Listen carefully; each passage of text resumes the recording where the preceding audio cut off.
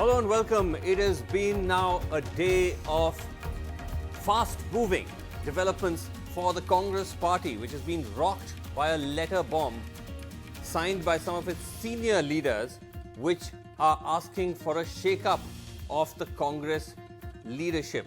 And that has triggered now a series of counter moves. But let's take you through all that has happened. So first, that letter bomb sent by senior leaders like Kapil Sibal, Anand Sharma, and many others who signed off on it, Ghulam Nabi Azad.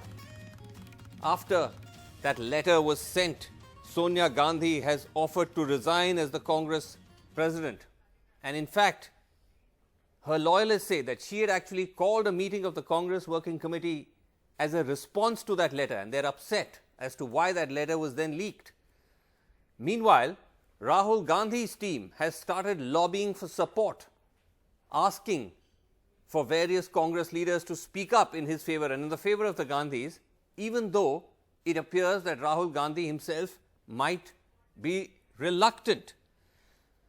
Top chief ministers of Congress states has been invited to tomorrow's Congress Working Committee meeting to try and drum up support for the Gandhis.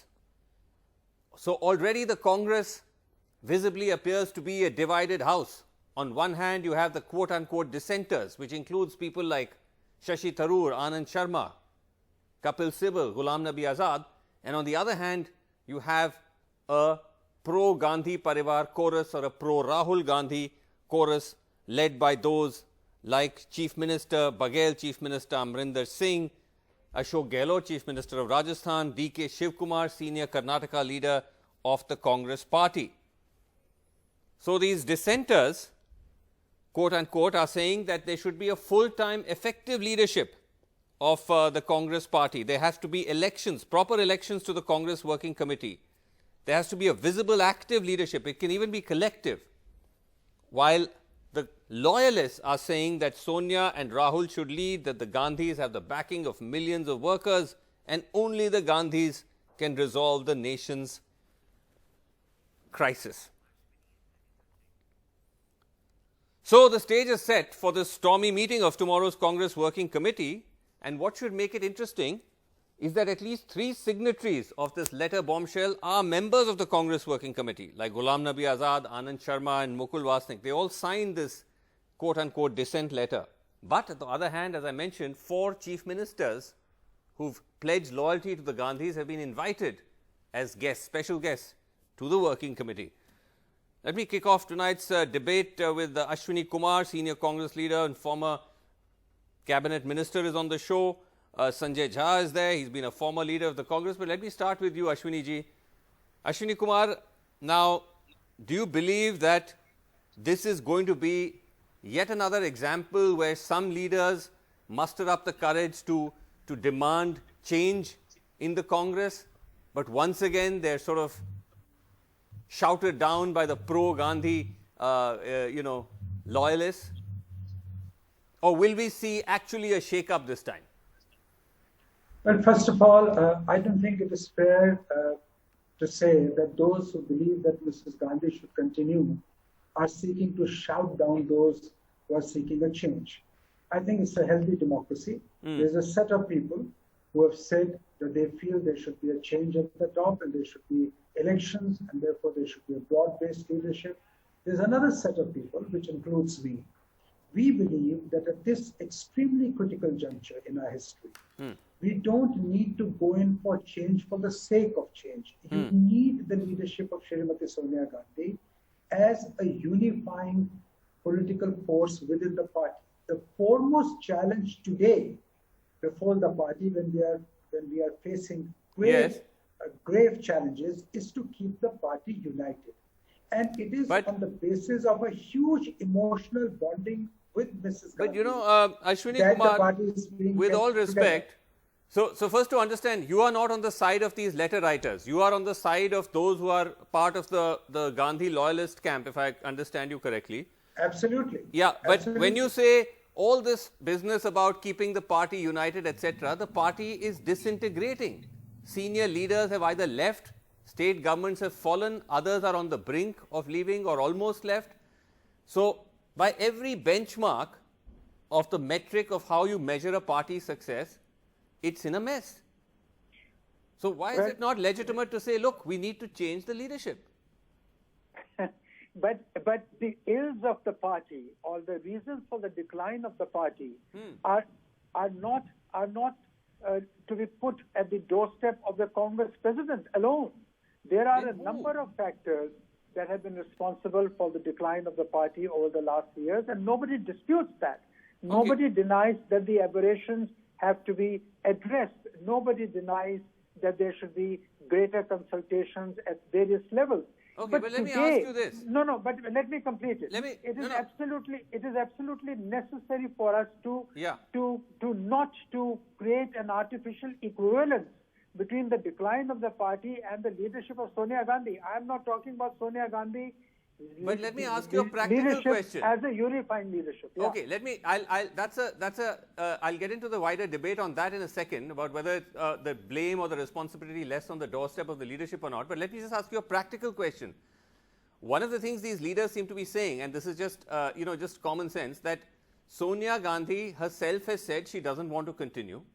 That's apparently something she's already made clear or will make clear tomorrow. Rahul is supposedly reluctant. So then, if one leader wants to step aside, the other is reluctant, why keep insisting on them? For the simple reason that last year when Mr. Rahul Gandhi resigned, yes, we literally begged Mrs. Gandhi as a call of duty to assume leadership. She was reluctant at that time for reasons of health. Yes. But she accepted the call of duty and assumed the leadership till such time that we could find an alternate leader. In the last 12 months, 6 months have been taken over by COVID. And in the remaining period, there were far more important things than to start inventing a leadership which actually has not emerged of its own. Democratic leadership is a function of evolution. Somebody must be seen as a suitable replacement. Okay. I have spent 40 years in the Congress party. Right. Today, at this moment of time, Yeah. I cannot think of a single person Okay. whose acceptability is anywhere closer to that of Mrs. Gandhi. Okay, Now, I must, no, 1 minute. I have to move on. Yeah. I'll come back here. Your question. Yes. That in case both of them refuse to accept, Yes. what will happen? Yes. Quite clearly, the party will then have to find somebody else. There's no doubt about it. Okay. The party will continue, the nation will continue, our politics will continue. Okay, but but it we could will be... we will cross the bridges when we come to that. Okay. So tomorrow, in my personal view, Yeah. people should persuade Mrs. Gandhi to stay on at least for some more time till we can see some light at the end of the tunnel. Okay. Today, I don't have a name. Sanjay Jha, do you have a name? Who could I mean, it's all very well to say, okay, replace, let's shake the leadership up, push for change. But as Ashwini Kumar says, who else is going to unify the party? That's the argument that's been used consistently to essentially preempt a suggestion that somebody else can take over. Well, Vasu, first and foremost, it is very important to be articulating the point that everyone who is a signatory to the letter is a passionate, committed congressman. All of them have their own individual track record. It is there in the public domain. They have contributed substantially to the party's success. Yes. And they all believe that they have the wherewithal to make the party stronger going forward. Right. Now, the question is, and this is the fundamental point that we need to debate, Yeah. that the issues that they have raised, Yeah. whether it is about transparent elections, internal democracy, making the party's leadership more accountable and more visible on the ground. Yes. I mean, can anybody really contradict these extremely constructive feedback? And But, who the in thing the is- Congress party? No, just a minute, Vasu. But just a minute. Sanjay, I I'll want to answer jump in here to say, I just want to jump in to say that these points that you need effective leadership, etc., as you say, no one can argue with that. Those are unexceptionable points. But in specific terms, the implicit or tacit message seems to be that we can't carry on like this, with the Gandhis in this reluctant mode, not hands-on, on, off, etc. Yes, if I'm not mistaken. But then that begs the question, what next? Do you think, as Ashwini Kumar is suggesting, that he doesn't think anyone else can lead the Congress at this time? Do you think that's realistic? Do you think someone else can lead if it comes to that? Well, I respectfully disagree with Mr. Kumar here. I have a lot of personal respect for him. He's an amazing contributor to the Congress's own success in the past. Yes. I want to make this point here that in the last 2 Lok Sabha elections, the Congress has aggregated 96 seats. And Vasu, you know that in politics, if you're not winning, you're frankly speaking gradually dissipating in terms of your political relevance. This is not a regional party. I mean, this is a party that won 350 seats casually once upon a time. Why don't you answer my question? I'm setting you the context for my answer. Yeah. And therefore, the point that if in the last 6 years, when the party has been progressively declining, it's almost being called as an existential crisis or an irreversible terminal decline, there has not been a single occasion where there has been a serious brainstorming where the party has taken stock of where we have now come to my or so at organizationally least now answer or my in question. leadership gone wrong. So now answer my question. Can somebody else lead the Congress? The answer to that is yes, for the simple reason that until and unless you give somebody an opportunity, Vasu, how will you know what the Congress party can do? And the very fact that the Congress has declined over the last 6 years, and let me tell you, none of the 23 signatories has been the Congress president, right? They haven't been. So until you give somebody an opportunity, and this must happen in a transparent fashion, we need an elected Congress working committee, which is the most powerful body. And why shouldn't the Congress, which has always claimed that we are talent surplus and BJP is talent deficit, why should we be so conservative and why should we be so frightened of change? Rashid Kidwai, what do you think is going to happen tomorrow? Will it be the usual that you have now this giant, it's actually going to be a giant Skype or a Zoom call. I don't envy whoever's going to moderate it, because this is not a physical meeting, it's a virtual meeting, where essentially you will have enough people now coming out, you already have the chief ministers added on, enough people coming on and say, bring back Rahul, Sonia ji, don't step down, etc., and that's the end of it. Or will it be different? Also, before I came to your program, I was playing chess, and I was 5-6 pieces down. But I had a queen which is placed on a strategic place, and other side I had a rook, and I won that game. That's the thing with the Congress, with Rahul Gandhi. You have Sonia Gandhi and you have Priyanka Gandhi. Average Congress, leader is hugely indebted to Sonia, and he looks up at Priyanka as a ray of hope. I agree with Sanjay, things are very bad. No, but Rashid, suppose tomorrow Sonia Gandhi says, I'm stepping aside. I'm not interested, no matter how much you beg and plead, I'm out. Rahul is adamant. Then what?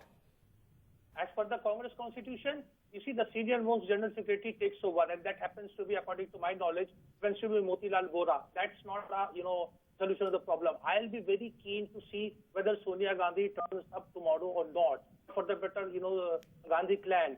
And if they come, they will come. Believe me, they will come with a plan. And these 3 people who are there in CWC, they will be isolated. And if they are isolated, then they can, have a kind of, what VP Singh had done, some kind of Jan Morcha, they can go around talking about. But average congressman is going to side with the, with Gandhi. With the Gandhis. Because the political leadership is there. Neeja, you think this is going to be, as the BJP says, this is just old wine, new bottle. Maybe it's a little more serious this time. 23 leaders have written, it's a bigger deal. But it'll end up the same way, or do you think that this could go further than that? And are we even looking at a possible split? I don't think we're looking at a possible split immediately, but I agree with you, such a large number publicly coming out and saying things have to be different, and looking at the possibility of Non-Gandhi to lead the party. I don't think it's happened before. Now, Sonia Gandhi has done her bit 2004. You remember 2003? Yes. It was like everybody talked about a double-digit figure for the Congress. She hit the street. She took the party to victory. Now she is not well. She herself wants to step down. Rahul Gandhi says, I don't want to take over the party presidency. So Priyanka says that no Gandhi should lead the party. Now the tragedy is 135-year-old party, Vasu. Grand old party of India. It says, I don't have a leader. Shame on them to take that line. You know, that they cannot, it is pathetic to me. They can make, I can count dozens of people, and Ashwini Kumar can lead, because it's ultimately a brand Congress that's going to sell. Okay, And that's today strong. the mean age, Okay, that's a mean age very... in India is 29 years. People are against this sense of Okay, entitlement. They have to see the writing on the wall. At least for Okay, a let while, me- it is good that the Gandhi family steps aside and somebody else takes over. Okay, I'm coming to Tehseen and Lalita ji in a second, but I just want to get Ashwini Kumar to respond to that. Ashwini ji, is it a shame that this grand old party cannot find another leader? I think Nirja has used some very harsh words, which is very uncharacteristic of her. There is no denying the fact that today we need several leaders at the central level. We need several leaders at the state level. We have groomed some, but we have not groomed enough leaders to take on the challenge. It is true. But to say that it's a matter of shame, I think is putting it very strongly, and I think it is not deserved. Okay. I believe, just one moment. I believe that Mrs. Gandhi, coming from the background that she did, gave an outstanding leadership to the Congress for several years. Today, all of a sudden, people who have drawn all the power from her are seeking to put the entire blame at her doorstep. I find that extremely unjust, extremely unfair. It is not to say that we don't have to meet the internal challenges. That's not... It is not to say that. Okay, that but is to what move... it is. No, but I'm saying, Tehseen, the point is not... it's not a question of, you know, whether one is blaming her entirely for all the fiasco within the Congress. But the fact is that if she herself doesn't want to continue, and nor does Rahul, then what's wrong with what Nirja is saying? That isn't it beyond a point disgraceful that the party is still fixated on both these individuals? Tehseen Poonawala. I respectfully disagree with Nirja Chaudhary, and I respectfully disagree with Nirja Chaudhary, and I want to quote Rashid Kidwai. Just a minute ago, Rashid Kidwai said, the average congressman is going to side with the Gandhis. Now, democracy is a game of numbers, and if Rashid Kidwai is saying that the average congressman is going to side with the Gandhis, then the numbers are clearly with the Gandhis. That is not to say that those who have written the letters may not have a legitimate concern. In fact, that letter is welcome because those concerns are being discussed openly, and that's the hallmark of democracy. You can discuss concerns openly. But I want to end by saying one thing. Just give me one thing. This is a very pertinent point. Please allow me. Please allow me. This is the most important point I want to make. Kindly allow me. On the fact, I'm coming to you only. I'm saying when we go on saying the average congressman or woman, we don't know what they think because they have never been polled. There has never been a kind of genuine election, right? So it's just an assumption. And isn't that also part of the problem? No, it's not. I quoted Rashid Kidwai here. And Rashid Kidwai happened to say that. But if you were to look at this letter, let's look at numbers. 23 people wrote about this. Nobody's challenged removing Mrs. Gandhi as the president, but 23 people have written letters. In comparison to that, hundreds and thousands of letters have come in support of Mrs. Gandhi. That's point number one. Point number two, and this is the most pertinent point, and this is where I want to end. I am one of the 11 crore voters who voted for the Congress. I don't vote for Ashwini ji, I don't vote for Sanjay Jha, I don't vote for Ghulam Nabi Azad. With due respect to everybody, I love Ashwini ji. I vote for the Gandhis. The Gandhi family is what gives me confidence. 11 crore people. Okay. We believe in the Gandhis. Okay. Why is it so difficult, 1 second, for you all to believe that we the supporters believe have unflinching faith in the Gandhis, their leadership and their contribution to this country? Fair we enough. are proud Lalita, of them. We believe in Ashwini ji, we believe in others, but this is our leaders. And we love Lalita them. Kumaramanglam, I know that the BJP is sitting back and watching yet another Congress kind of drama play out and saying, oh, look at this party, they're falling apart, etc., dynastic. But the fact is the Congress also turns around and says that, okay, this may all be true, but at least our party allows this kind of dissent, which is in the current dispensation of the BJP unthinkable. Vasu, the question about dissent within the Congress or not being there in the BJP is actually quite irrelevant today. The question actually today is whether the Gandhi family is actually, genuinely willing to give up at least a part of their control of their party. What happens to the Congress eventually or not, as you know, I'm from the BJP, it's not really my business. But I have had several members of my family who have worked and been very loyal to the party. I still have one of them. And I do know that the Congress has no dearth of talent. Right. Now, it's a question, as Sanjay Jha pointed out, of giving somebody a chance. How do you know if anybody is fit to lead any party unless you give them a chance? Now, I'm not from the Congress, so I'm not going to advise anybody there. Sure. If 23 leaders of the BJP had written a similar letter questioning the leadership of Mr. Modi and Amit Shah, what would happen to them? Vasu, why would anybody write letters like this questioning the leadership of Modi ji or Amit Shah when we have got 303 seats in Parliament? Do you remember how many years the BJP has spent out of power? You are only looking at the last 6 years. Millions and millions of people in the BJP have worked, including me, for years. From 2004 to 2014. Because it's a political party, it's a democracy. They could have any number of problems with the style of functioning of the leadership, the government. Absolutely. If they had, they would have vocalized it. Don't tell me that we have not spoken out against many of our very powerful leaders. It has been done. It has been done. At the moment, what is there for us to really find very wrong with the functioning of the party? We have a new president who is in control of the party. Let me finish, please, Mr. Ashwini Kumar. Let me finish. Now the Congress leaders are, one sec, just let me finish this. Congress leaders are questioning it because they feel that their party is sinking. The BJP, none of us feel our party is sinking. Right. Yeah, so they want it to change. They want to build up their own party, so they're asking questions. What's wrong with that? There is no comparison in the state of BJP today and the state of Congress today. Whatever fault they may find with us, you have to admit that. Okay, Ashwini Kumar. Ashwini Kumar, briefly, yes. I've been listening to this 23 number, this figure of 23 leaders being stated over and over again. I would like to ask myself this question. Are there only 23 leaders in the state and at the central level in the Congress party? There are hundreds and thousands of leaders similarly placed. It is another matter that some people have got much more out of the Congress party and therefore they have talked about much more than others. The fact of the matter is that we need to groom leadership. That is why there's just 1 minute. That is why there's a movement towards a generational change. It should come. It should enliven the party.